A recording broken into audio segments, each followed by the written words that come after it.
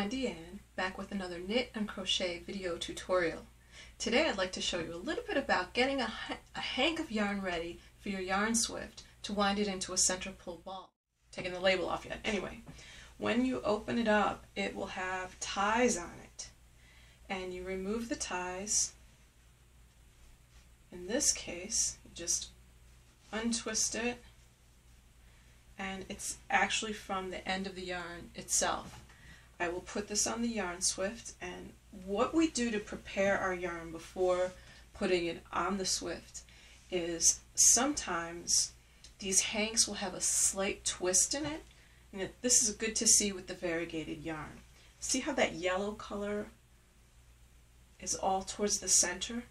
Sometimes the yarn strands will be twisted like this. So some of the yarn is in the center, and then that same piece, when it comes around to the other side, is facing the outside.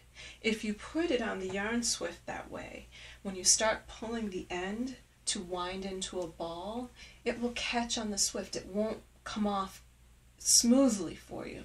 So the idea is to give it a little bit of a tug and examine those fibers and make sure that they're all going around in roughly the same position. This hank was wound quite nicely. I don't have much of that crossover at all.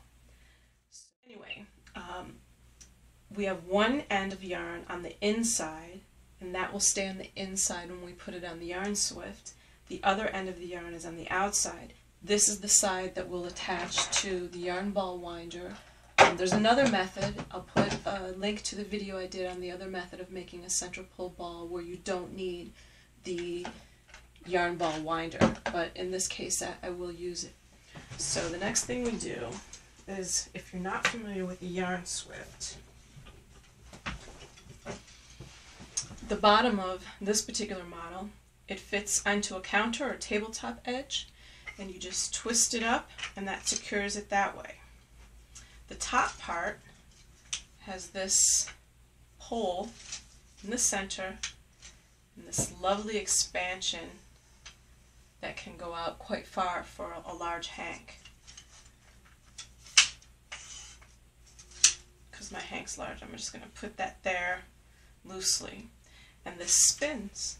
So as you pull the yarn, and it spins for you to release your yarn. The thing I will do is, once again, find my end. There's the inside one. We'll keep that to the inside. And I had the green on the outside.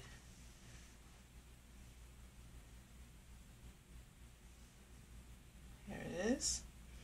And I have some of that twisting taking place that I mentioned earlier when I picked up the hank. The yarn, the green yarn,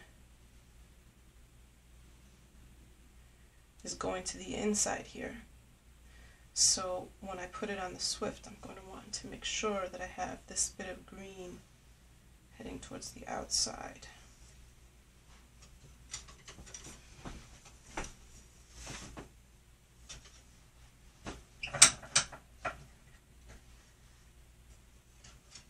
You put it in the center of these wood pieces, and I didn't need it stretched out so much, so we make it a little smaller.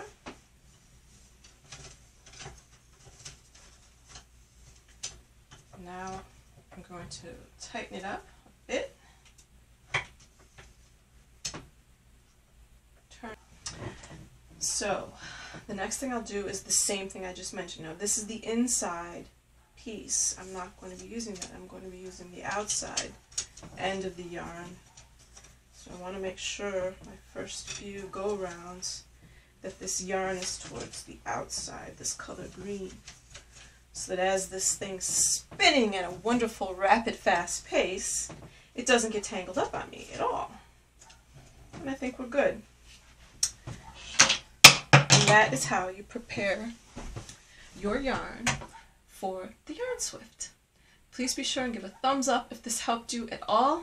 As you could see, I am getting started with making some more knitting and crochet tutorial videos. I want to be a help. I want to be an encouragement to you. Please give a thumbs up and subscribe today. Look for more. Some of the future videos you'll find on my channel will include further tips and techniques to improve your knitting skills, and perhaps even more importantly, some tips on how to enjoy the process. Enjoy the journey, the experience of your knitting and crochet for stress reduction, for a more pleasing end product, and a general sense of well-being. Thanks for watching.